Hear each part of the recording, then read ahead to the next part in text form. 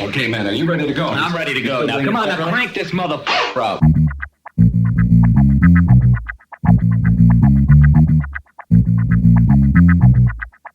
Break it down like this.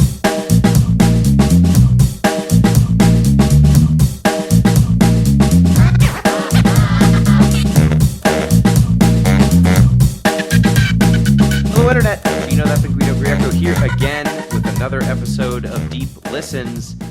And it is time for us to talk about a Final Fantasy thing again. We've gone Chocobo Racing, y'all. Not Chocobo Racing DX. I think the Switch game. We played the PlayStation 1 game that I got with my first PlayStation. I will probably tell the story of when I got this game for Christmas one day. Joining me, as always, to discuss all things Final Fantasy, Chris ZombiePie Redacted. How you doing, ZP? Yeah, what? I'm here. And I got to put my game face on.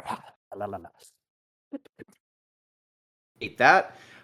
We are also joined, as always, by one Jeff Rude. How you doing, Jeff?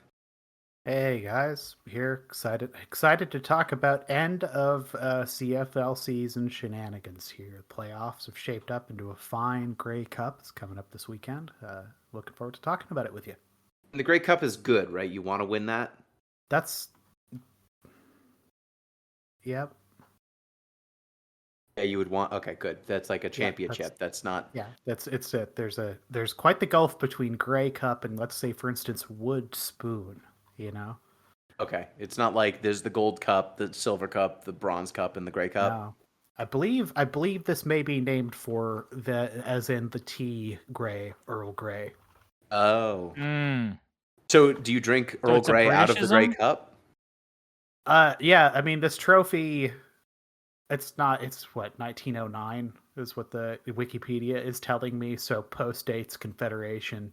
But I think it was donated by, by the Earl Grey, who was Canada's Governor-General at the time.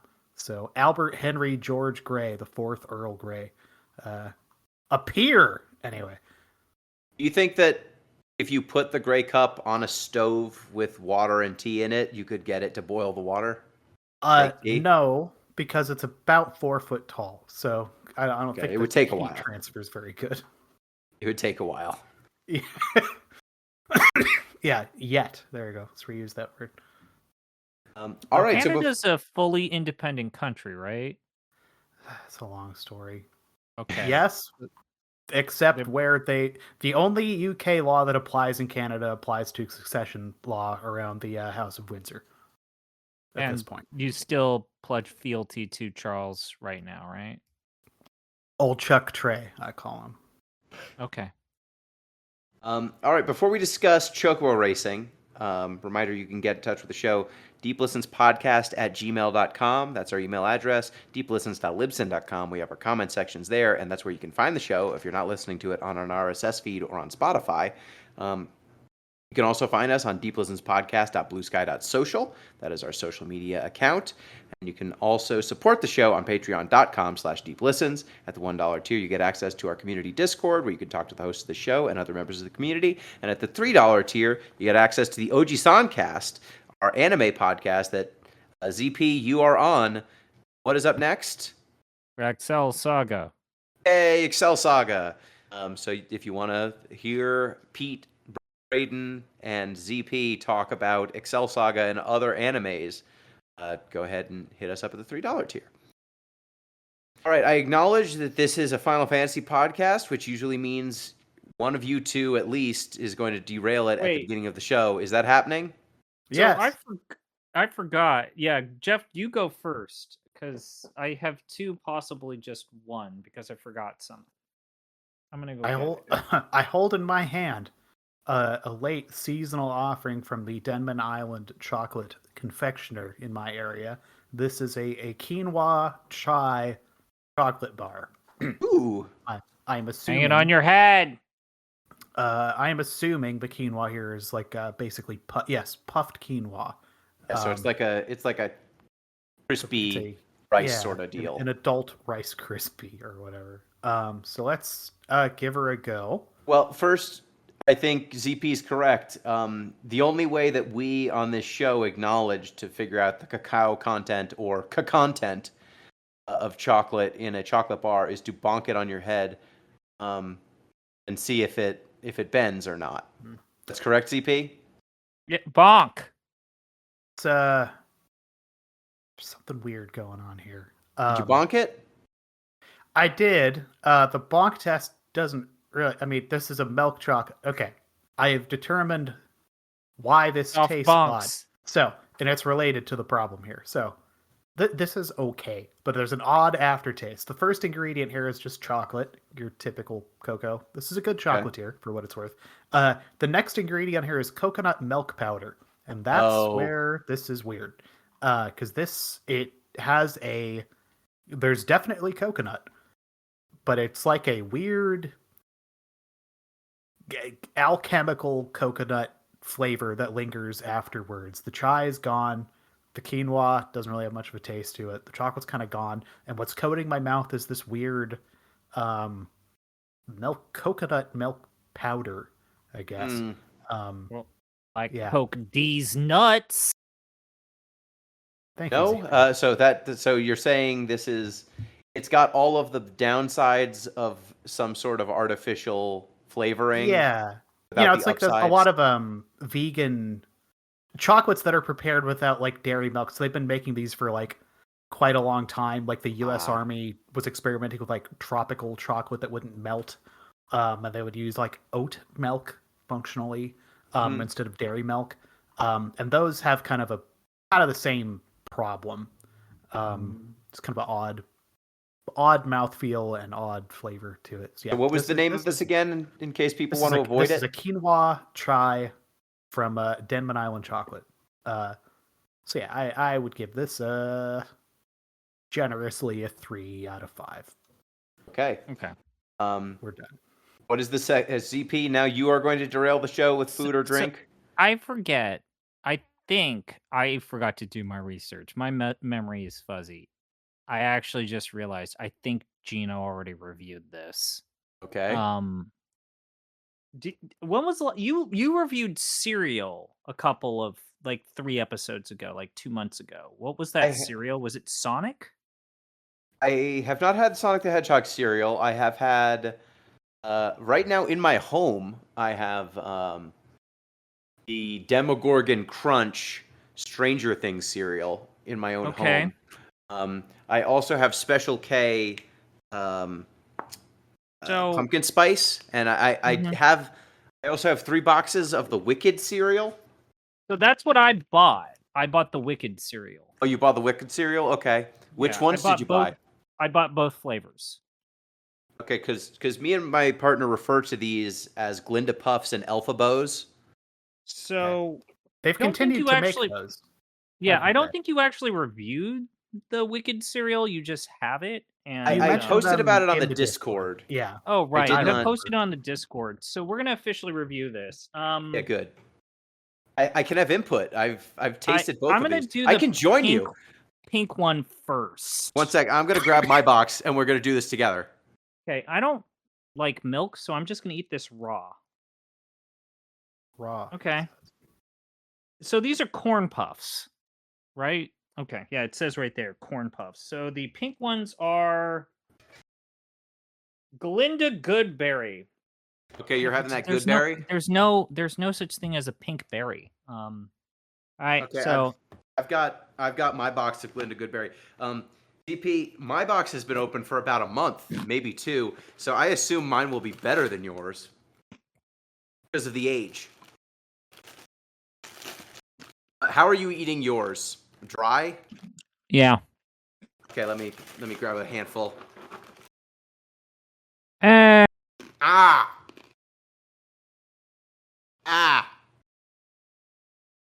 It's not better. Oh God. Your description of these in the Discord put me off buying them at all. They don't taste like anything. They're stale. So my problem with these, the staleness didn't help. They just taste like sugar. So the pink ones are supposed to be berry flavor, and I'm getting 0 berry flavor. I'm just getting like sugar coating and slight corn puff flavor. I get a little bit of berry flavor in like a crunch berry sort of berry flavor, you know, where no earthly berry has ever tasted like that. Oh, what the fuck? Okay, the green ones you can smell the caramel apple. Holy shit! Yeah, you sure can. Man. That is pungent. Yeah, Glinda Okay, Goodberry. so- It's kind of like a crunch berry, except with somehow a more accurate aftertaste. I'm gonna give that what, a 2.5, a 3, because that's just meh. Like, Yeah, it has I give it zero I good give it flavor other than sugar. I give it So a I'm gonna 2. give that a 2.5. Let's have Right, these so- Elphibos. Elphibos. Elphaba caramel apple is the name of the flavor, but unofficially Elphibos. Oh, this is terrible. Wow. I should have thrown these out when I opened Yeah, this them. is bad. So it has a candy coating that's supposed to be caramel. It's clearly one of like those artificial caramel things rather than an authentic like regular caramel coating, which is means it has a very chemical flavor. And the apple flavor is even more chemicular than the caramel. Yeah. It smells have- bad. It does. Smells really bad. I honestly prefer the Elphibos to the Glinda Puffs because they at least taste distinct. Like, I don't think I've had something that tastes like the Elphibos, whereas I feel like the Glinda Puffs are just worse crunch berries. I don't know. I'm the opposite. I might actually like the pink ones because they're a milder flavor. Like I'm just trying to drink some water. And eat some You of know, these pink ones. it's like And these. that caramel flavor is still in the back of my throat. Well, I guess I'm wickedly brave, and you have found your courage. That's what it says on the box. And you know what else it says on the box, CP? If you put them both next What? to each other, What? you know what happens? It says on the back, 2 halves of the whole heart. I just see the Mexican nutrition label. Oh, I see. Okay, right. I'm gonna give green 2 stars. I'm gonna give a half star extra to the pink ones. I don't think you should buy these. That said, at my Safeway, it was buy 2 for $7, so it was Yeah. 2 boxes of cereal for $3.50. That was So about I think they what? realized that. I think That was they about what realized I the paid. cereal's bad. That was about what I paid. I would reverse my review. I would give the Elphibos a 2.5 and the Glinda Puffs a 2. But they're both not Don't great. buy this. Don't buy Yeah. this. Do buy the Demogorgon Crunch though. I will say that the Stranger Things cereal that is currently out on shelves. It is maple waffle flavored. It is good. Okay. Okay. Let me hit you guys with an actual cereal though, like a real good Yeah. cereal. Okay. Special K. Let me tell you guys about puffed wheat. Ugh. Fuck yeah. Now I know what you're saying. What kind of puffed wheat? What kind of? No, motherfucker. Jeff, Puffed what kind wheat. of puffed wheat? Plain What puffed kind of wheat? puffed wheat? Hell Plain- yeah. Plain puffed wheat? What? Hell yeah. It's good. You put Love anything it. on it? You know, I'll fuck around with some honey. I'll fuck around with some maple syrup. Okay. I'll So put you- some 1% on there. But You enhance know, the flavor. You bring the sometimes- flavor to the puffed wheat. sometimes I'll just take that shit raw. It's good. All right. Well, that's enough food stuff. Unless there's more food stuff. Are you done, ZP? No, I'm done. Like, Okay, good. I don't eat cereal. Also, I'm not a cereal person. I'm a cereal fiend, so I try most every novelty cereal at least once. I will say, of the novelty cereals I've had, the Dunkin', I'm still chasing the high of the Dunkin' Donuts cereal. It was so good. There's nothing else trying to do coffee flavored cereal, and so it was a unique flavor. And the worst cereal I've ever tried is still the icy cereal. That's right. It's a cereal licensed after the icy like drink, like the frozen you also drink. reviewed that on the show or on this podcast. I forget Yeah, about I'm review. not a cereal guy. I ate that cereal, I think, on a stream once for Mhm. charity, and that one, Hey, Jeff, have you ever wanted menthol in your mouth? I mean, Yeah, I kind of. like a little mint flavor, but not Yeah. in a cereal. I mean, like What if it most tasted cough like? drops are a insane amount of menthol down your throat, and I like the Yeah. tingly sensation when I do extra strength menthol cough drops. Yeah, extra strength menthol cough drops are cool and everything. I just don't want it on a cereal that tastes like these Glinda Puffs. I don't want that. I want cough drop. I don't want my breakfast cereal to do that to my stomach. It's a nightmare. Yeah. Without further ado, speaking of, it's a nightmare. No, it's a good. This is a good game. This is a good game. Yeah. Chocobo Racing. Yes. ZP, do you want to set the stage? What is It's a Chocobo kart Racing? racer. It's a kart racer with the Final Fantasy characters from 1 through 8. Kind of. It's mostly For the- centered around for the- Chocobo. I would say For it's the more fifth of a generation of consoles. So for those, you know what? Actually, let's take this back. So, dear Yes. listener, we are on the 5th generation of consoles, which consists of the PlayStation, the Sega Saturn, if you're a very depressed, lonely person, and the Nintendo 64. Atari did something that was immediately rejected by even the most those with the highest fortitude. And it was a 3-person race, soon to be a 2-person race, soon to be Sony has a monopoly.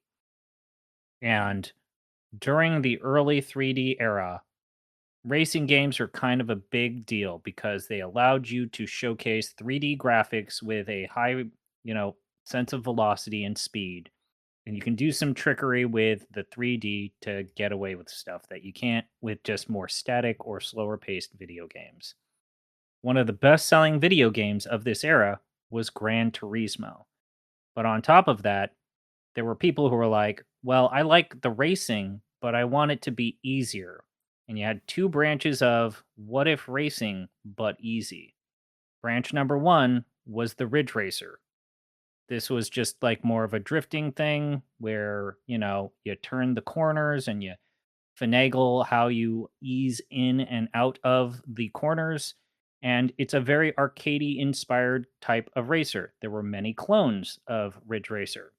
The other type of easier racing game of the 5th generation and moving forward was the kart racer. Or not necessarily the example, is Mario Kart, which actually dates all the way back to, 1992 on the Super Nintendo.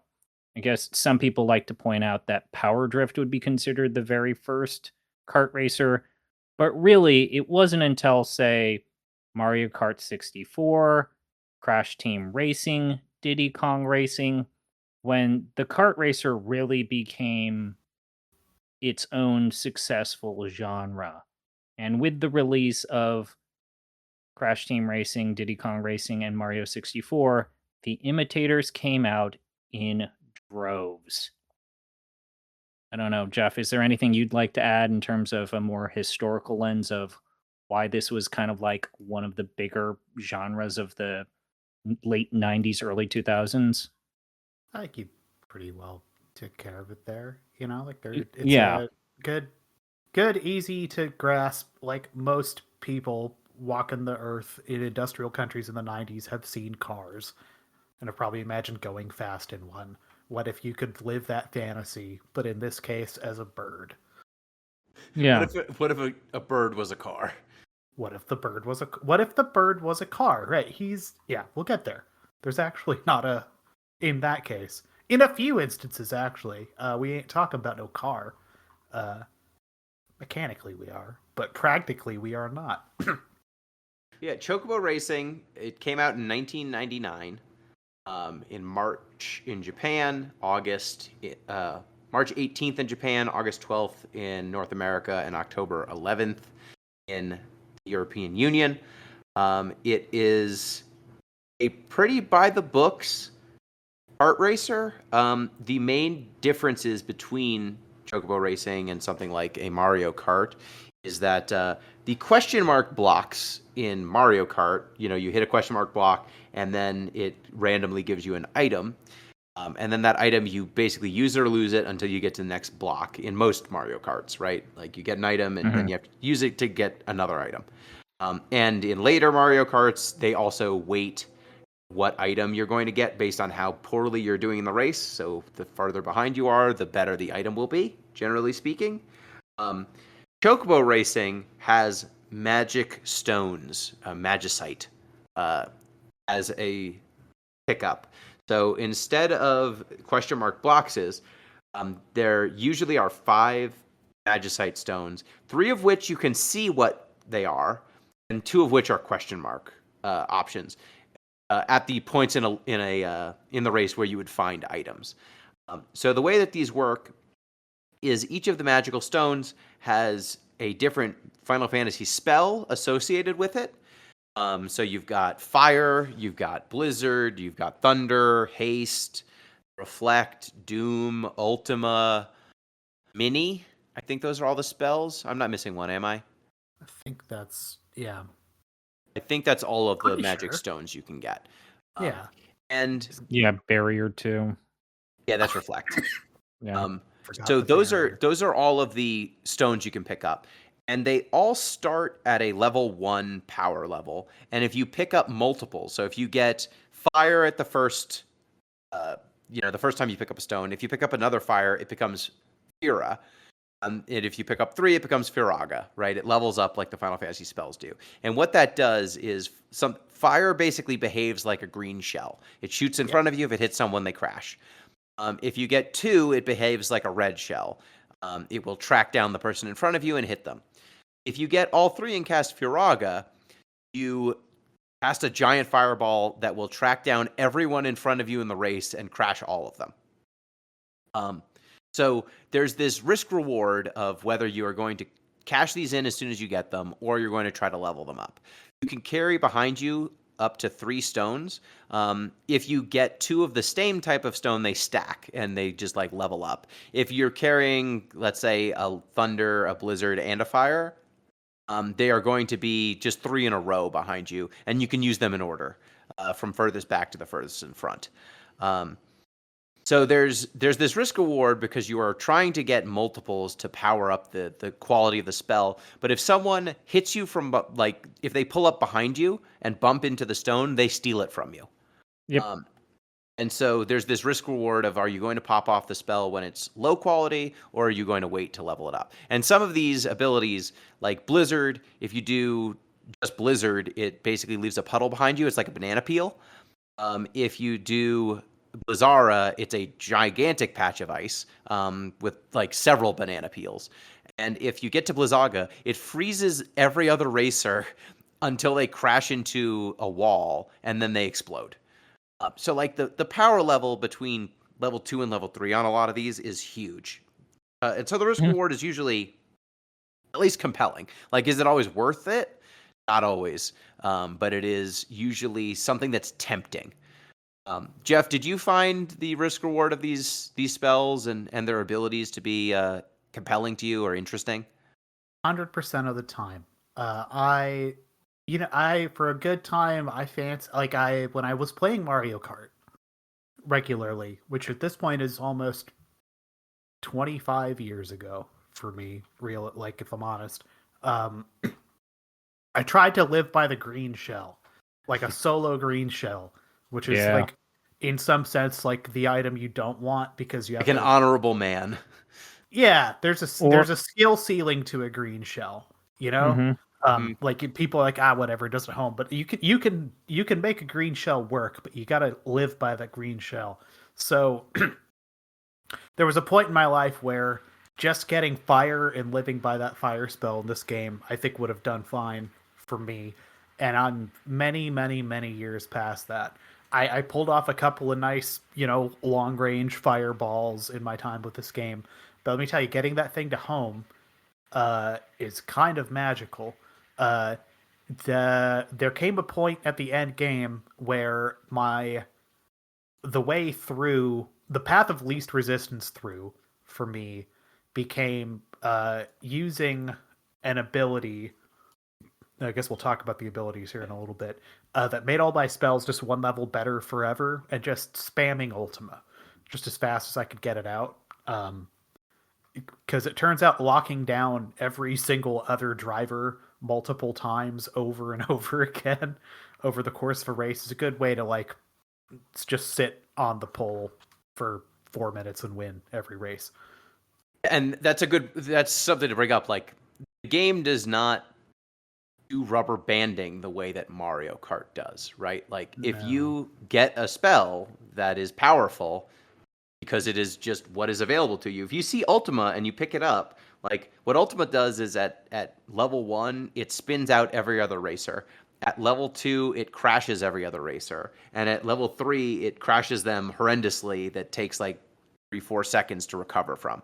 Right? So like Ultima, if you pick it up and you're in first, it hits just as hard as if you're in last. You know, there's not a downside to being in front. So the skill ceiling on this game, I feel, it rewards skillful play without that rubber banding mechanic. If you are not good at Chocobo Racing, you will just get dusted in a way that Mario Kart, it at least has these mechanics to let a lesser player catch up and even pull out a win. This game is not interested in that. No. ZP, how did you find it as someone who's more of a Mario Kart fan than I am? How did you find the No, match? I'm actually more of a Sonic now. I'm more of a Sonic racing guy. But I would say that the magic system was nice. I actually thought the special abilities were more interesting moment to moment, and I sometimes even relied on them more than the magic stones. I think that the other additional mechanic in this game, which we'll talk about later, I think we should probably talk about the special abilities for the game first, where you have to use the game controller analog stick and buttons. We'll talk about that next. I think that the problem that I have with this game is that the skid and turning in this game isn't my thing. I think it's too annoying and a little too hard to pull off perfectly, and it requires a level of precision that deeply annoyed me. We will definitely go over that. The other thing that I think is a huge shortcoming of this game, though, this game has 10 tracks, Mhm. 2 of which need to be unlocked. 10 tracks is not enough. I just straight up think that, and I'm pretty strong about thinking that. We will definitely Some of get these over tracks all are that. also too short. Sid's test track is especially short for sure. There's a couple that are real short. Were there any standout spells that you like before we move on to the abilities? I'm a defensive racer, so barrier was usually I just want to race and take these corners without having to get fucked over by someone, so I'll just pop off barrier, my white mage usually, so is that I don't have to worry about this horseshit that's going off. So reflect. Do you like the reflect spell then? Sure, and then if I had the ability to pop off the offensive magic abilities, those were cool. It's just very often, if you don't know how to take those corners without bumping into other people, then you just always lose them, which was a problem that I had playing this game. Yeah, Jeff, did you have any standout spells that you enjoyed? Man, When I say I'm a defensive player, I'm kind of thinking to what Jeff mentioned. I was also a solo green shell guy, but I always would pop open the green shell, put it in back of me, so as that I had something to take it in the ass before I actually had to crash out in Mario Kart. Mini was kind of fun to mess around with. Like, I think the offensive oriented stuff that was not necessarily like fire and forget the way Ultima was led to me engaging more with like, the mechanical parts of the game that were not Leveling just up. driving. But I dropped them like a bad habit as soon as the kind of mass spells came in. My favorite, just from a design perspective, is Doom, because it puts a timer over someone's head, and then after 10 seconds they crash out. But if they bump into someone, it passes Doom onto the next person.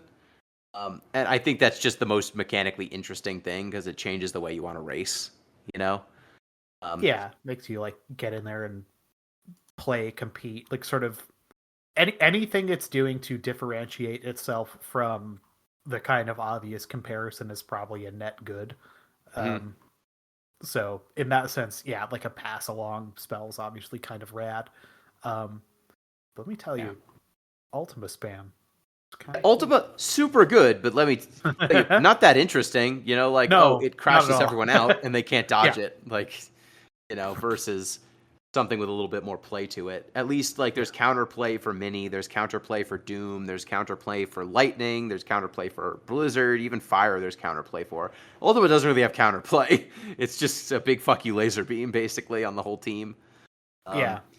And then there's abilities, which is the other big differentiator between Chocobo Racing and other kart racers. Jeff, what is the ability system? So every racer has kind of an associated ability that's just stapled to them. And they range. I would say there's space for some tier list situation stuff going on here. Mhm. But so you've got kind of again the Mario Kart style items that you're picking up. You've also got a meter that is constantly filling based on your skidding around, and that can be fired off to do kind of a set thing that you determine at the start of a race. And this starts with a kind of course, it starts with this one ability with the Chocobo where you can just get a burst of speed, which is always good and like always good utility one to have.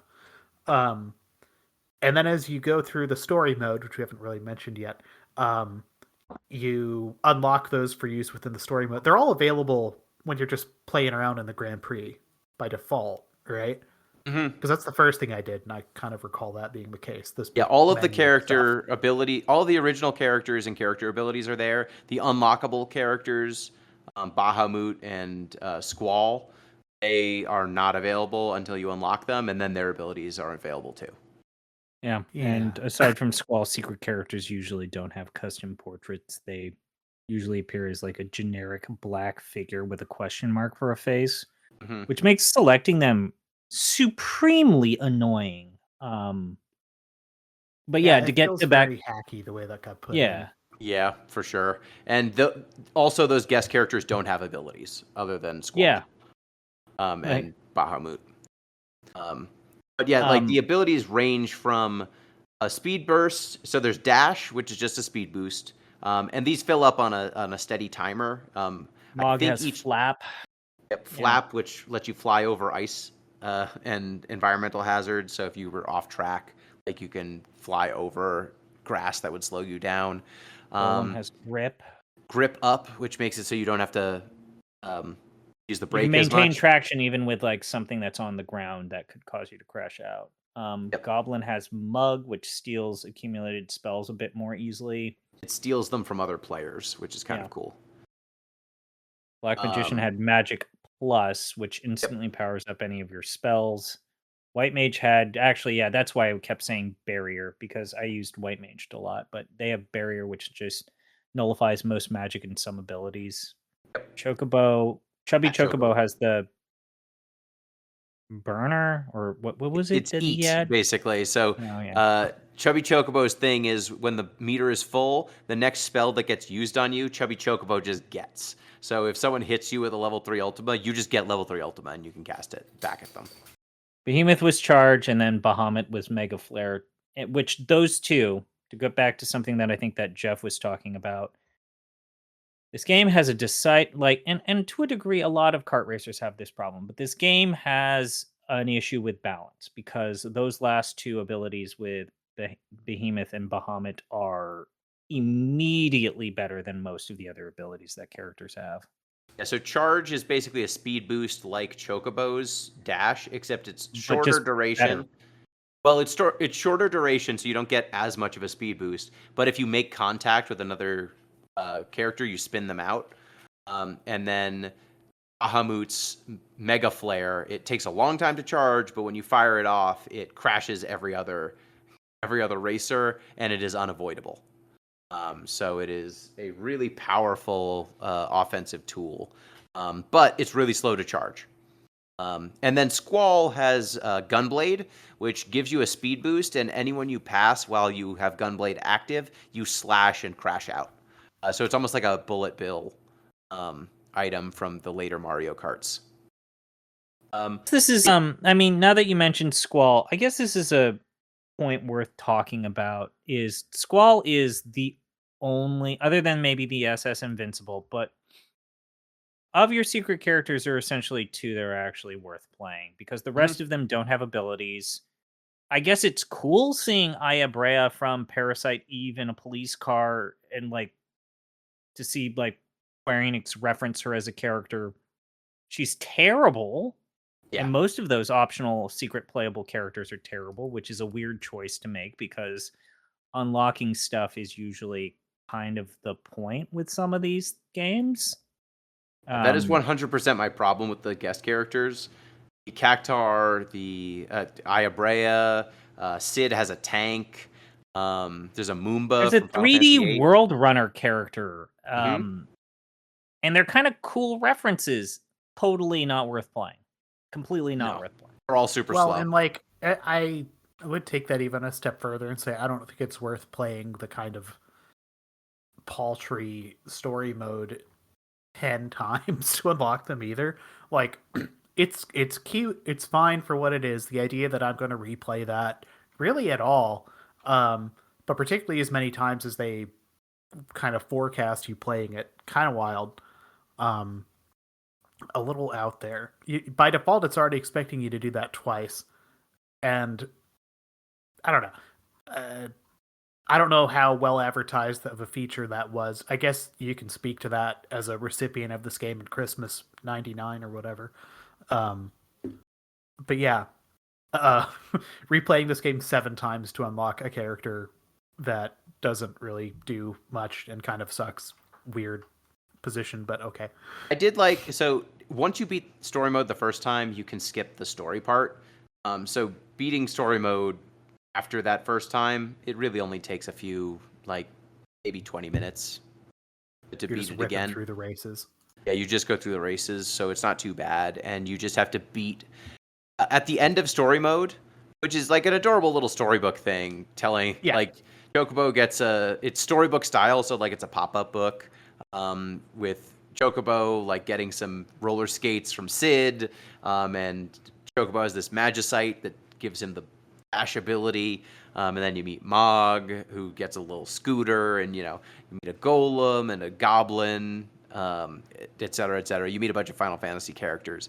At the end of it, depending on how well you did story mode, you get a score, and then you use that score to make a custom character, and that could be any of the character models, and then you get to assign your points to each of the different stats. There's 5 stats. There's top speed, acceleration, handling, I think braking, and ability charging. So I always put all of mine into speed, acceleration, and ability charging, and then I gave braking and drifting, or handling and drifting, like whatever leftovers I had.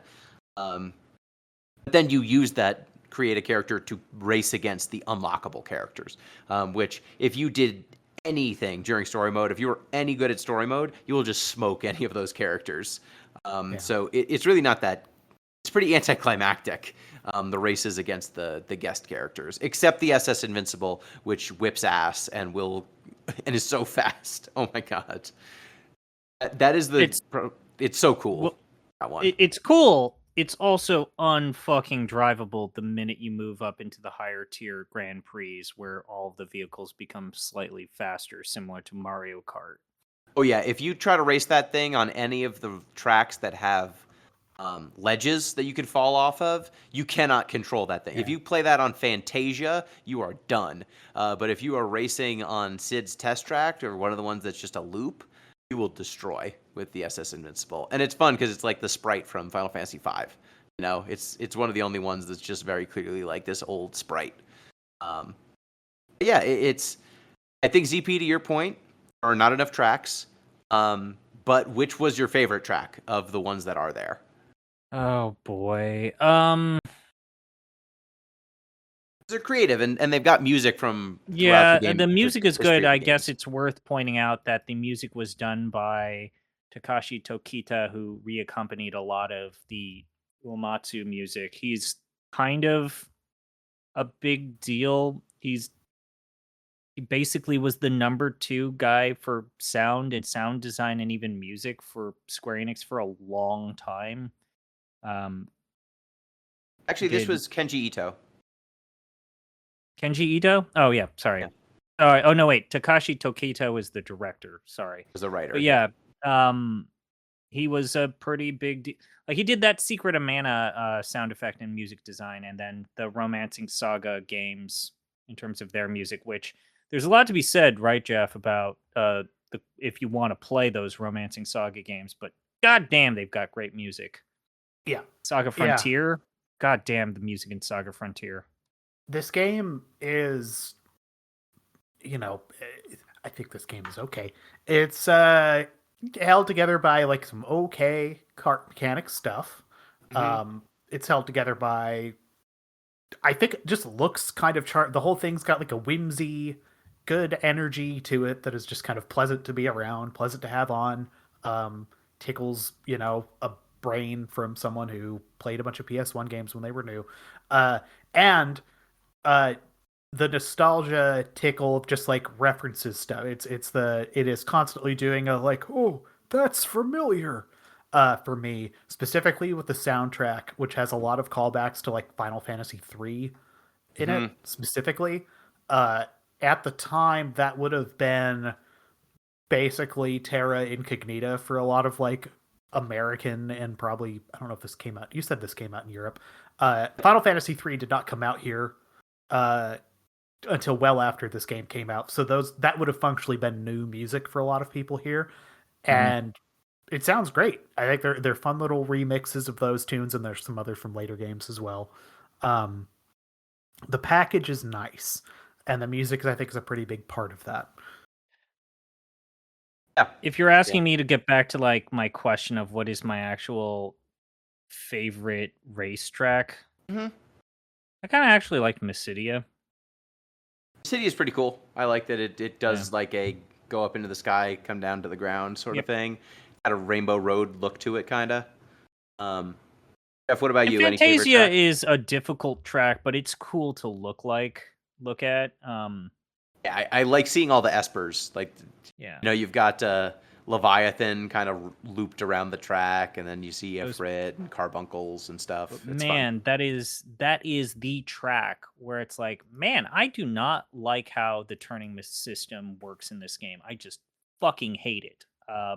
Which I realize the trick is to feather it rather than do the drift.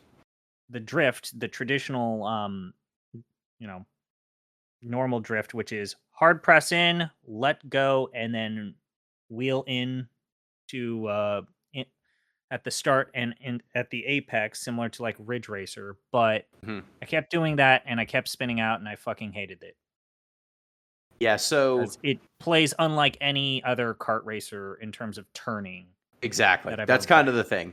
Like, in terms of favorite track, I like the Final Fantasy VIII track. It's kind of fun. It's one of the ones that you can't fall off of it, but it is one that asks you to do some fun like turning stuff. And it has a shortcut. I like courses that have shortcuts, and most of the courses that have shortcuts in this game, there's kind of a trade-off. Like if you go down the shortcut, you get fewer magic stones. If you don't take the shortcut, then you do get more magic stones. So there's kind of a trade-off. It's not a pure speed gain, which is nice. Jeff, did you have any favorites? And then we'll go over the turning, the weirdness of the controls. I like the Fat Chocobo track. Yeah. I like that one. I hated the fire level. The one that's like going through a castle and there's a lot of hard right turns. I think this gets to the turning mechanic, but tracks that have series of like very abrupt 90-degree turns based on the way this game handle gave me some issues until spoilers for how I got through the back half of the story mode, which isn't hard to be clear, but I was just looking for like fuck it, path of least resistance. Put on Gollum and put on that handling assist gimmick. Never had a problem after that. Just killing it. I fell off that final Ultima track, I think, like 2 or 3 times in the 3 or 4 times I went through it. That grip is good, I thought. But yeah, The grip up right is pretty hand good turns. if you don't know how to use it. So if you don't know how to use the like drifting or braking, so to your point, ZP, this is not a game where you drift around corners and then get a boost, right? Like Mario Kart, especially later Mario Karts, out of the drift, you will like get sparks and then you boost and you actually get a speed boost for drifting. This game does not give you any benefits for drifting. You just slow down, right? And if you drift for too long, you will spin out, and that will slow you down even more. So the trick is to always be holding the gas and to hit the brake as least as possible, as little as you possibly can, which has led me to adopt the feather the brake strategy. Yeah. I tap the brake to adjust my speed and my direction. I do not ever, ever, ever hold it down, because holding it down, there's no reward, and also it's pretty squirrely. The controls, like if you hold down the drift for too long, you will probably oversteer a lot of the time, right? You're going to miss the turn. You're not going to hit the turn just right, and there are definitely levels that invite you to hold down the drift button. And I just found that you were slower, just straight up slower, if you did that than if you feathered the brakes. Yeah, it's grokkable, as you said. It's feathering or just kind of like that initial skid to get me sort of lined up and then immediately take off and accelerate Exactly. through that. It's a little less babies for, I don't know, like requires, I guess, maybe a little more thinking than your old Mario Kart drifting stuff. It took me a minute to get my head around that. Once I did, though, clicked okay. Yeah, it's there's nothing else that controls like it. I don't know that it's strictly worse than a Mario Kart. It's just really different. Like if you come in expecting it to control like Mario Kart or Crash Team Racing, you're gonna have a bad time until you realize that they just had a different design for how to steer. And the balance is not, to your point, ZP, right? Like the balance isn't that good. There's some abilities that are just better than others. There's counterplay for some abilities. Some of them don't have any counterplay, right? Like Mega Flare, if it hits you, it hits you. There's no getting around it.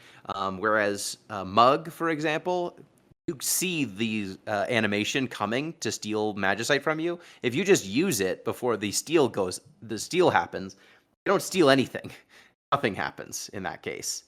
So like, there's no counterplay for Barrier. It's just a defensive shield.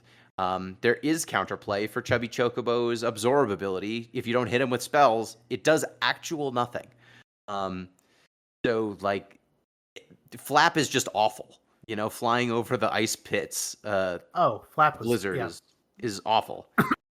Like as soon as I saw that, it was just like, oh, that's an option. Whatever. It's I'm a sure joke someone... ability for a joke character. I think Mog is kind of the Dan of this game. Yeah. And in story mode, they do kind of, Sid makes Mog's scooter like overnight and then acts like he made something cool and good for Mog. So I think that's what they're going for there. But yeah, it's awful. Like that, don't pick that ability. It's not going to help you. Magic Up, very good. You know, as soon as you get a spell, if Magic Up is charged up, it just instantly levels it up to level 2, which is pretty darn useful. But yeah, and the racers themselves, like there are definitely differences to their handling and their speed. The flying ones, because they don't have to deal with terrain and they don't have to deal with ice, they tend to be a little bit slower on the top speed and on the acceleration. I think Chocobo is the fastest out of the gate, like top speed wise. And I usually in story mode just stuck with Chocobo and dash the whole way through. Any other thoughts on Chocobo Racing? In comparison to I've recommended to both Jeff and Gino that they check out the Bad Game Hall of Fame's like continual series where they play the good and the absolute dregs of the kart racing genre. And they actually have this in the top 10 of their list because we sometimes forget how fucking bad kart racers are. Like that South Park N64 kart racer, maybe one of the worst things that you can play on the entire N64. And that's saying something. You could play M&M racers on the PS1 and just feel like you need to puke your fucking guts out.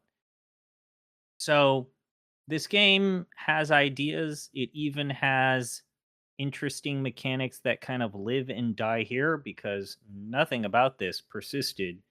There's no spiritual successor that we ever have to talk about, like ever.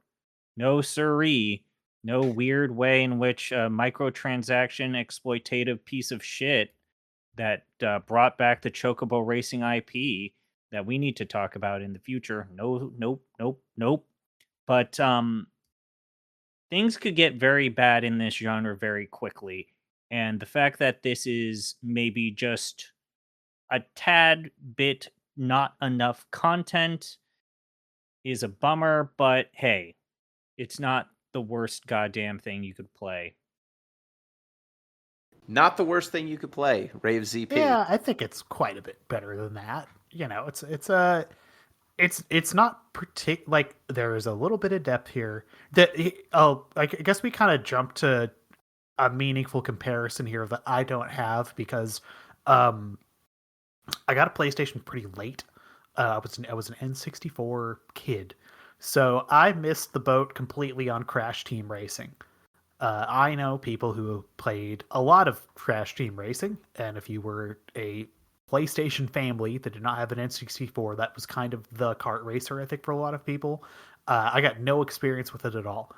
So I couldn't sit here and tell you if it's like the definitive kart racing experience on the PlayStation. I get the sense that compared to Crash Team Racing, it may well not be.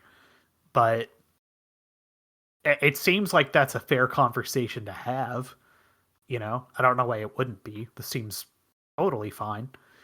I just don't know if and, this kind of gets to Gino talking about your experience with this, getting this at a Christmas and playing this as a young person. Were you a CTR young person? No, I was not a Crash Team Racing young person. Okay. So as kids are wont to do, I was given a choice to open one present on Christmas Eve. My parents let me have one, and I opened the biggest box because I had asked for a PlayStation, and I thought I was going to get one.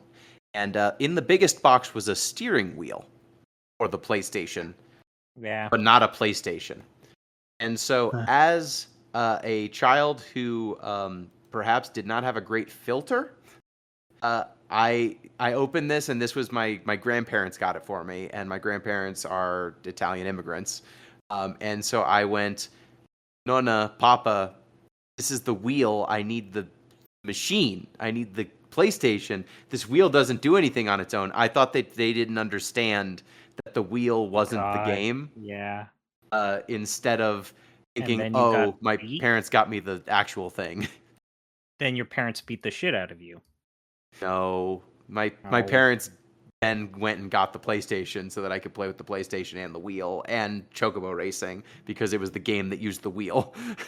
So I ended up getting all of it, but it was a thing where I was like, oh, Nonna, oh, Papa, you don't realize that this is not the game, this is not the system, this is an accessory.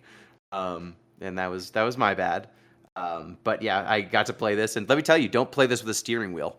It does not enhance Chocobo Racing to play it with a steering wheel controller. But it is, It was fun, and I definitely did not appreciate how to control it at first. It took me a little while, but once I got the hang of it, I grew to appreciate this game. I don't think there's a reason it doesn't have the legacy of Mario Kart or some of the other racing games and kart racers that have graduated from the PlayStation era. But it is a fine one, right? It is not a bad kart racer. It's got some quirks to it. It's got some charm to it. It is not the best of the genre, but it isn't something that you look back on and say, oh, what the heck happened here? And it comes with a demo of Chocobo's Mystery Dungeon 2. Yeah. Funny that comes up. Yeah, in the game, in story mode, and and at the beginning of the game, you can play the demo. Is it worth kind of talking about the broader Chocobo spin-off universe here. Yeah, like yeah. you've opened a can of worms. Like the Chocobo series, it's its own spin-off, but it's a spin-off that's pretty in depth, all things considered. There's like a Yeah, mountain of them is the thing. I think the first one is a Chocobo fighting game that then got canceled because they couldn't make it work, and they used the assets from that to make Chocobo no Gi- Fushigina Dungeon, which is a mystery dungeon game, and that does maybe the best numbers for the entire Chocobo spin-off series. They made multiple mystery dungeon games, some of which have not ever come out of Japan, which is weird, but I guess not weird because the mystery dungeon genre's kind of been a uniquely Japanese thing that sometimes, but not always, comes here. I know the Pokemon mystery dungeon games kind of were the ones that broke the dam and got people to play those games and convince them that they're not ass. But hey, I'm not here judging you. I am. I absolutely am. I fucking hate mystery dungeon games. Oh, Well, bad news. We're probably gonna have to play one eventually, other than the Final Fantasy X-2 one that we played. Yeah, we played 10 too. I yeah. don't know. That's a debate for another time when, I'm getting into a knife fight with you two that like the tactics spin-off games are actually good because I will join. I will raise my sword and join you. I like the tactics spin-off games. no, I'm the opposite of you is what I Oh. have been saying. Oh. Oh, okay. So you're on the wrong side of history. Okay, got it. Got it. Yeah. Got it. Yeah, there's a lot of Chocobo Mystery Dungeon games. There's the recent sequel to this, which we will not speak of. It's bad, it's just bad, it's sad. There's a weird Itagaki Street clone called Dice de Chocobo, which was eventually released in a kind of 3 CD bundle in Japan. It was so Chocobo Racing, one of the Fushigi Dungeon Chocobo games, and Dice de Chocobo, which is one of these kind of Sugurok kind of board game things, in a Chocobo themed compilation, which is probably the most like kawaii for your buck you could have bought in like 2002 or whenever that probably came out. Yeah. So it was Chocobo Stallion. Yeah. Oh, was it a horse racer? What the fuck are you? Chocobo Are you Stallion? breeding chocobos? You're Did breeding they chocobos be and it's making like Breeder Japanese Cup horse here? racing. Yeah, it's Hell like a Breeder yeah. Cup game. Chocobo Keiba, let's go. And then there's Let's the God, what were those DS games where they're adventure games? Like the Final Fantasy Fables series has multiple games that feature the chocobo from this spin-off series rather prominently. Oh hell yeah! Yes. This is 100% a horse racing game. Chocobo But- Stallion. Everyone's favorite part of Final Fantasy VII, just stretched out as far as you can stretch it. It's good stuff. Amazing. But yeah, I ultimately I think this is a fine game that we now need to rank. I believe, unless there are any other closing thoughts.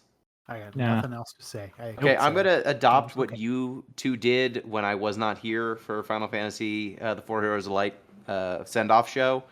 I'm going to just read off the top 5 and then the bottom. Let's do the top 10 and the bottom 10. How's that?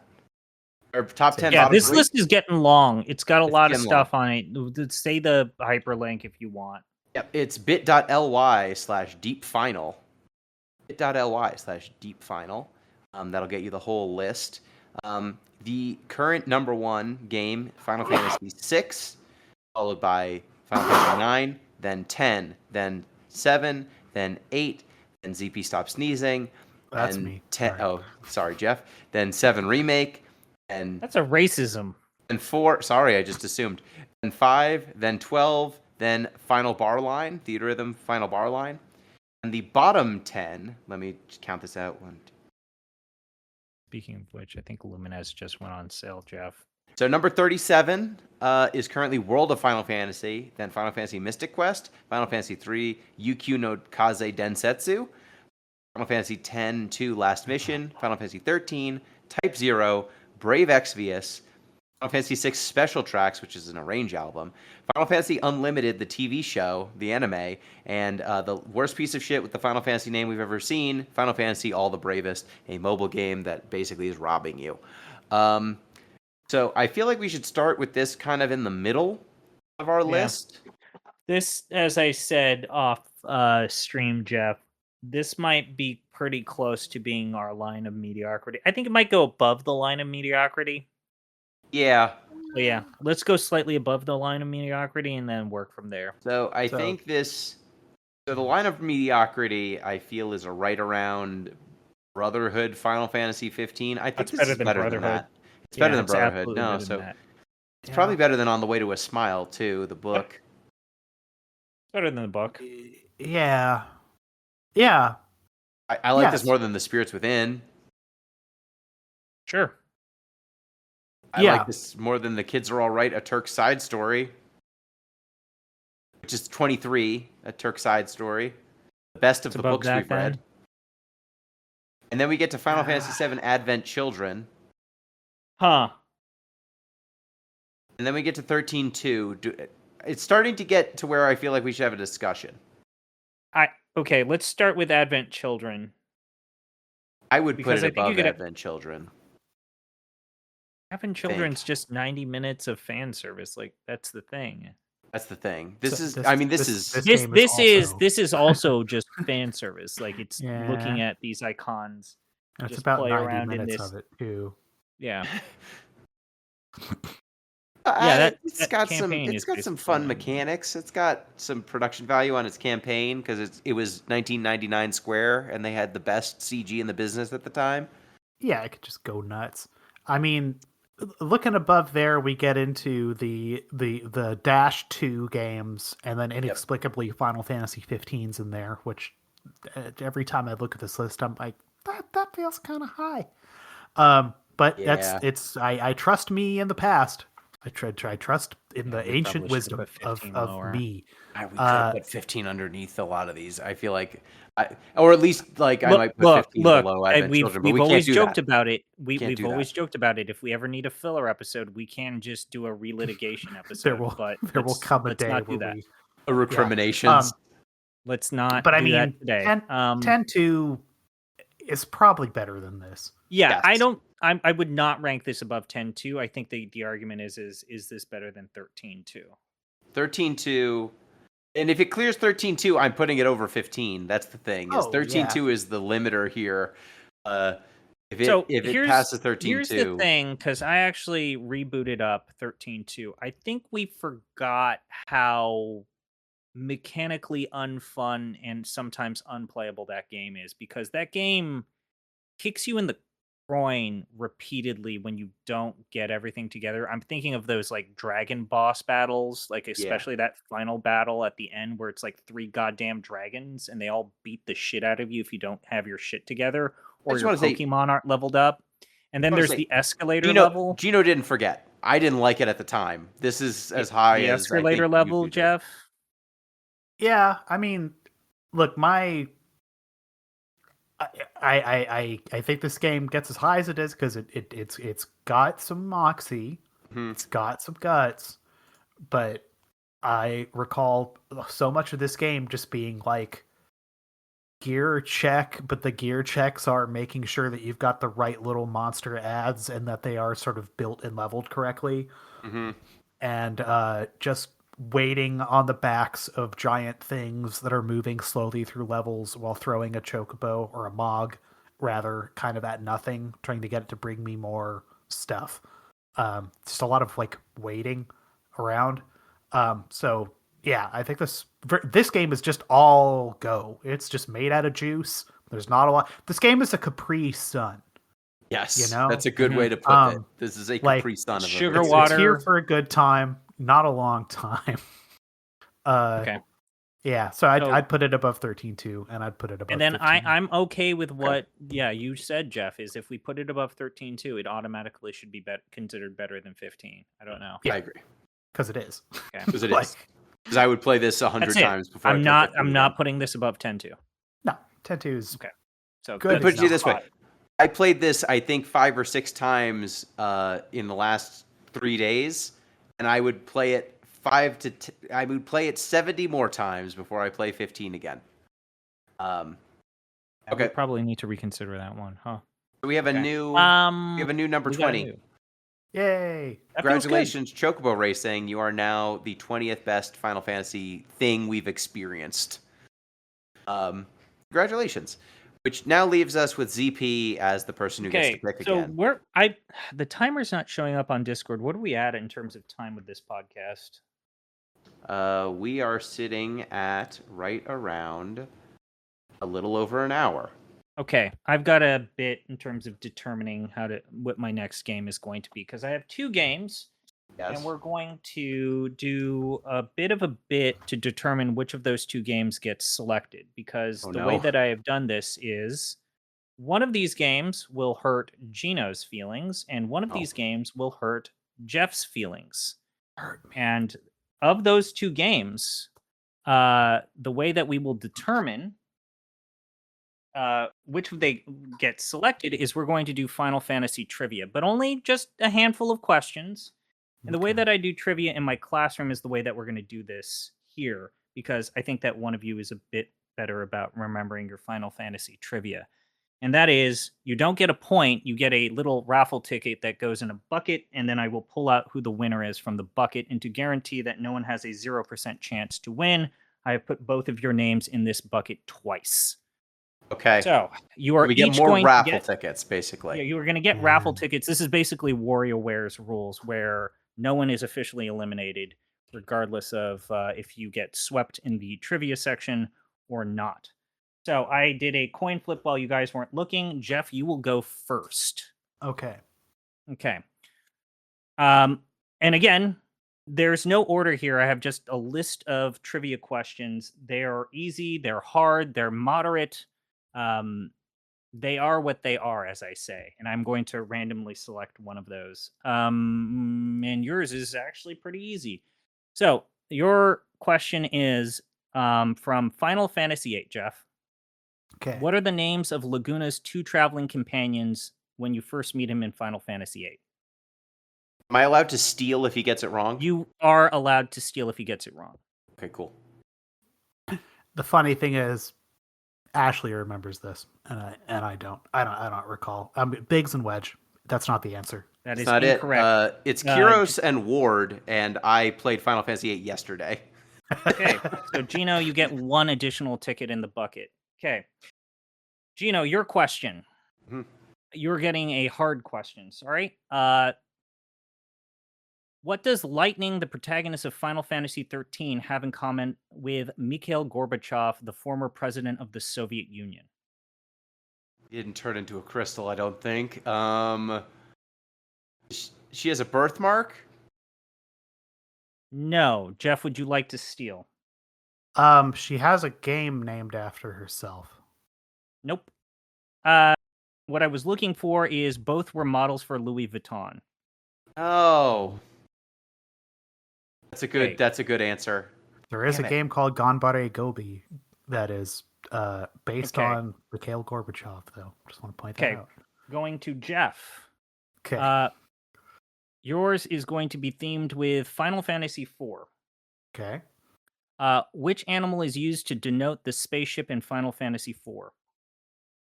It's a whale. Correct. Jeff, you get a ticket. I got a ticket. Okay.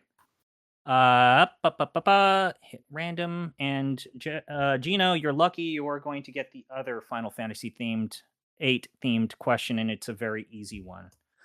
What does rubbing the magic lamp do in Final Fantasy VIII?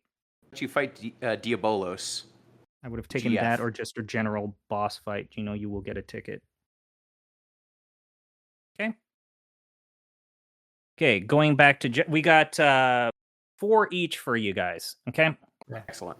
Jeff, your question will be themed to. Actually, I can't say it because that would be the answer. Which game did the character Sid first appear in? Final Fantasy II. Correct. Jeff gets a ticket. Okay. Going to. So, Jeff, Gino, if you get this, you're going to get both of the hard questions that I have on this list. So I apologize for that. Okay. In some versions of Final Fantasy VII, when Cloud is in a coma, you can talk to him and he will say the name of another Squaresoft PS1 game. What is the name of that game? Oh man. Hanba? Is that Hanba? No. Jeff, would you like to steal? I'm gonna guess Tobal. No, it's Xenogears. He just says it with a Z because of a mistranslation issue. Ugh. I was thinking Tobal, but I forgot. Tomba is the one with the pig, right? Yeah. Is that not a Square game? Don't recall. Don't think so. Yeah, Tomba. Sure. That's it. Okay, Jeff, I don't. This is going to be a fun one for you. Your Okay. question is themed to Final Fantasy 13. Okay. What is the name of the fal'Cie that provides food to Cocoon? I'm going to give you Is 7 it more seconds. is it Odin? That is incorrect. Gino, Okay. would you like to steal? Is it Atlas? You are also incorrect. It is Carbuncle. Damn it. Okay. Well, great. I also have a final Jeopardy question, but okay. Okay, this is going to be a pretty hard one. No, it's not a super hard one. I think you'll get it. But I do hate to give this to you. Okay, Who is this directed to? This is me. this is directed towards Gino. What does Edgar wear when his chainsaw skill procs its instant death ability? He wears a Jason mask. Correct. I would have accepted a just general hockey match. You will get a ticket. Okay, 3 more for each of you. Actually, I have to give Jeff his, and then we'll do 3 more. Okay. Okay. They Okay. broke the noise gate. This is theme. This is themed to Final Fantasy 12. Where is Bosch von Rosenberg from? Oh God. Think of the saying, the quest. He is from the Acadians. The Arcadians. He's from the Empire. His dad is Sid, so he's from the Imperial side of things. He's from Dalmasca. I would have said Dalmasca, or to be specific, the city of Landis, but Gino is going to Okay. steal. Okay. Okay. So 3 more. Oh, he. Yep. Go ahead. Okay. This is it's going to seem like it's hard, but I just need you to think this through. This is kind of like a logic thing. I'm using some proper nouns to confuse you. I don't think it's that hard, okay? Gino? Okay. What is the name of the Primarch of Cocoon that the fal'Cie Barthandelus is disguised as? I want you to Man. think. I will say this again before you do the answer. What is the name of the Primarch of Cocoon that the fal'Cie Barthandelus is disguised as? Just the name. Oh man, I forget the fake Pope's name. It's like it's a giant dumb name if I remember correctly. I'm just gonna say Bartantalus. Nope. Jeff, can you steal? The name of the Primarch of Cocoon that the fal'Cie Barthandelus is disguised as, his name. Pope Benedict XVI. I forgot his name. That's close. It's Galen Daisley. Or Daisley, right? Guys. Daisley. Ugh. Yeah, Hey, I wasn't gonna get that one. so going to Jeff, you just did a Okay. joke about it. Your favorite game. You have been selected to answer a question about Final Fantasy 15. Okay. 2 more after this, by the way. Okay. This disease was absorbed by Arden, corrupting his soul. Good lord. This disease was absorbed by Arden and then corrupting his soul. That's so hard to give a fuck. Yeah. Nope. That is gone Gino, from can my you head. steal? Demon Rot? No, it's Star Scourge. Okay. Sure. I feel like I was spiritually right with Demon Rot. Okay, I've got some easier ones. You guys are now through what I would say is the hard ones, okay? The Fabulanova Crystallis Pain Train Hour. Actually, if we can do the easy ones, we might do 4 rather than 3. Let's see. Okay. So, Gino, your question is, getting the mime job in Final Fantasy V requires a battle in which your party must do what to be victorious? I think you need to mimic the opponent. I need specifically, what are you mimicking? What do you do in the battle? I think you do nothing. Correct. That is actually correct. You do nothing for 3 turns or 4 turns in a row. Okay. Jeff, Mm-hmm. you actually are going to get, unfortunately to Gino, you're going to get the easiest question on this list. Okay. Who did Nanaki's father fight off? Oh, for God's sake. Go ask your wife, because I'm pretty sure she Yep. knows this. Yeah. Fought off bad vibes, man. It wasn't Sephiroth. It was. Yep. Gone. It's like That's the not in my Goki head, tribe or something. Something I like think that. Gino might be beating me, guys. Is it like the Goki tribe? It's I don't know if I should give it to him. I think I should. It's the G tribe. there we go. GI tribe. I'm gonna actually defer to Jeff if I should give it to Gino. Gino should get the points. Okay. 'Cause I like Gino and I want him to have points. Hey. Okay. So we will now go on to Not a single 9 question, huh? okay. Well, I deliberately disqualified 9 for a fucking reason. Fine. Fair. Can we throw out some questions about British Columbia estate law? Okay, how about Make- this? We'll make go things 2 up a more little for bit. each of yous. Go ahead. No, we're good. Go for it. Okay. My next so, question, please. Name the 4 members of the Turks. Reno, Rude, Elena, and Sung. Correct. Assuming you mean the original Final Fantasy VII. Yeah, the Turks. original Final Fantasies. No, none of this horse shit.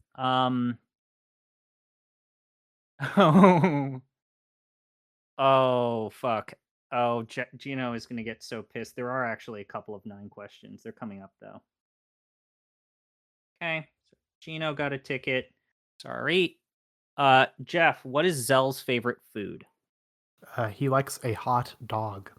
Correct. Jeff gets a ticket. Yeah, he does. He does like hot dogs. Okay. Yeah. Here we go. I hear that fucking. Of course, you get selected. One of my 2 Final Fantasy IX questions. What is the name of the play that Zidane troop performs to infiltrate Alexandria's castle? Do you know? I want to be your canary.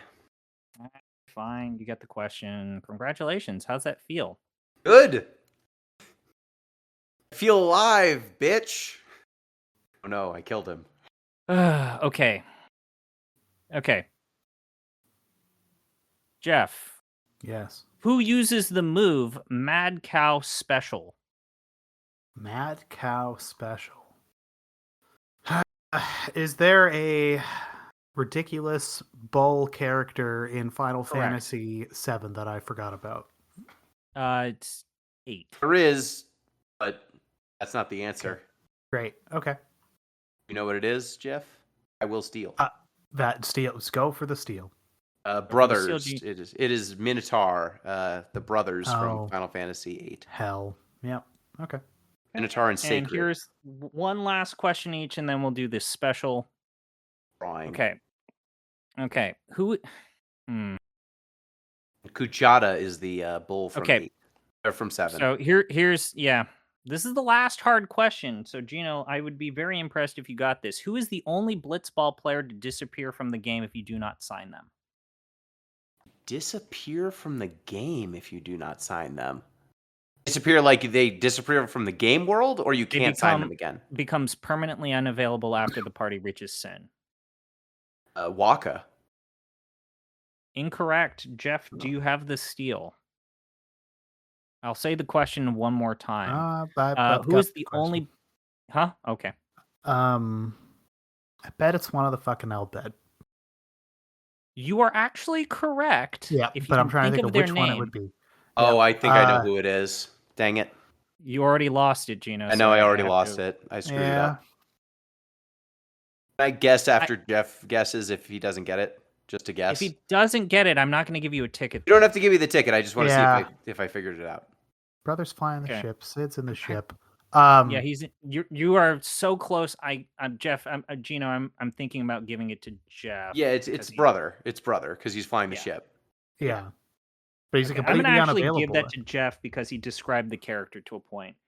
Yeah, that's brother. And I was thinking that Waka also you have to ask when he's on the ship, and so because you're on the ship, you wouldn't be able to re-sign him. But I guess you can re-sign him, but you can't re-sign brother because the ship is not available anymore. Mm-hmm. Okay, and this is the last question before we go to the final bit. Okay. Okay. Jeff, this is your question. Oh, Jeff, this is your Okay. question. Where do you see the Duggles? The Duggles? Duggles. That is a slur, and I'm not going to acknowledge it. They are the Blitzball team from which town are they? They're not Luca, they're not Killica, they're not Besaid. So the Duggles. Stop. They're the Blitzball team that plays during the opening cutscene. Right, They're from they're the opening Blitzball Let me team. give it to Gino. Okay. All right. Congratulations. This is fun. This was a fun thing. We should do This was a trivia fun like thing. this. What is the Final Jeopardy? Is there one? Okay. Ba-ba-ba-da, da-da-da-da, da-da-da-da, da-da-da-da-da-da-da-da-da. I don't remember how this song works. Why did I accidentally delete it? Give me a minute. So how Well, did you feel about trivia? Talk about that real I like quick. Give me a trivia. minute. This is fun. Yeah, it's revealing how much of this has been pushed out of my Oh, brain. okay. Got it. And how Alright. little has been pushed So- out of mine. Now I have the question. Sorry. I did accidentally delete it when I was doing the points here. And again, we're not doing points, it's just a thing. If you get this, whoever gets this right wins 3 tickets. Okay. Because this is the final Jeopardy thing. Okay. All right. So the question is, and I want you to think about it before you give me your answers. We'll do Prices Right rolls. You have to get close to the number. Okay. All right. So Nobuo Uematsu composed 160 songs for Final Fantasy IX. How many made it into the game? I'll read the question one more time. Nobuo Uematsu composed 160 songs for Final Fantasy IX. How many made it into the game? This also includes soundtracks, looping soundtracks in the background. It's closest without going over, or just closest? Yeah, we'll go with closest. We don't need to do Prices Right rolls, actually. Okay, so I just want to make sure Jeff's not going to just do $1 or 1. And Yeah. then I have an answer. Okay, what is your answer, Gina? 59. Okay. Jeff, what is your answer? I was going to say 45. You're both very, very wrong, but because now I actually have to pull out a calculator. It's 140. Oh, wow. Okay. I was thinking how many songs are actually on the soundtrack. I think. And I'm checking the soundtrack right now just to see how close I was to the soundtrack number, because that's what I was... Gino wins. Okay, so now we're going to randomly select. So again, the winner will not have their feelings hurt. Oh, wow, That's there the were way that there were 110 on the soundtrack. Dang, I forgot about all the short little ones. Okay, yeah, that's why it's 140 if you include background stuff. Okay, so again, we have a big old bucket full of little things here. If I pull your name out, your feelings will not be hurt with my game pick. Okay, this is fun. We should maybe do I should maybe actually do this as like an episode. Okay. And the winner is Gino. How many tickets did we each end up with at the end? I just want to know. I can't do that, dude. We don't need to do that. Okay, what's the game? Okay, Gino. So Jeff, you have actually in the past 2 years played one of your favorite games in the long list of Final Fantasy games, a game that you called classic, and I actually agree with you. This game received a sequel much later after the fact that many regard as a pure work of an abomination. Here we go. A game that is considered maybe the worst follow-up to a beloved classic. Jeff, what game am I talking about? Really excited for Revenant Wings. Let's go! No. Nope. We're going to be playing Final Fantasy IV The After Years. Yeah. Oh, no. Yeah. Oh, boy. Is that available on Steam? Can I get that? Yes, it is. Oh, thank And God. it still has the fucking Android iOS artwork on Yes, it does. Steam. The After Years. How long? Yeah, does- it's on Steam still. And it See uses it. the I see it. The 3D reviews art. are mixed. Oh, this is the Matrix game. Yeah, on Steam. this is in the DS. This is in the Final Fantasy IV DS engine. Yep. This is a 3D game Yep. with that horrible Android ass UI Font. overlaid over it. This is a Shogoth on here.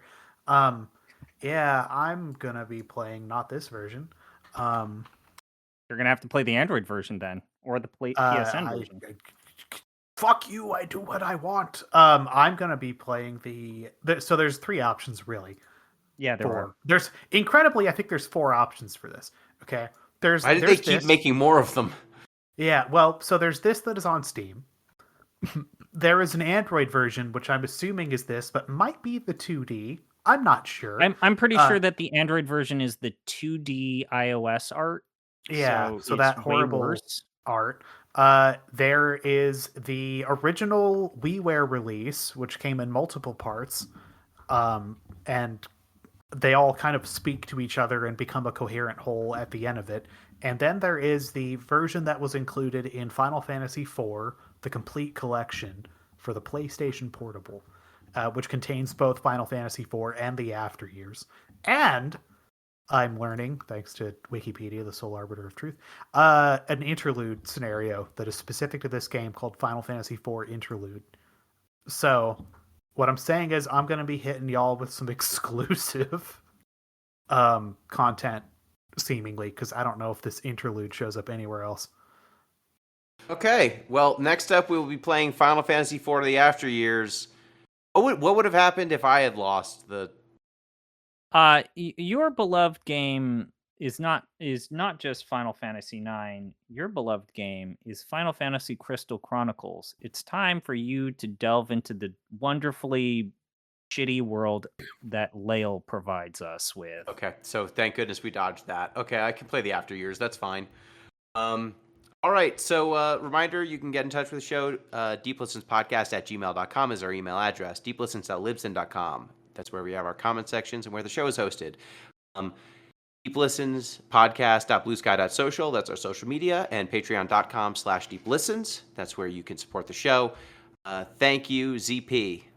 I want to make it known that I refuse to make podcasts with a one Pete because of his growing communistical viewpoints and beliefs. First, he's going to try and take away my private property, and then he's going to start picking my nose and eating my boogers, saying they're the bogeys of the people. Those are my boogers to eat.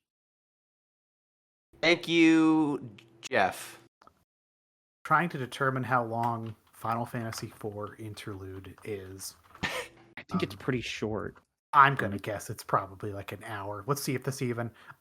how long to beat has Final Fantasy IV Interlude as A, discrete entry, and B, taking a svelte 3 hours to finish. So, look forward to conquering that in the future.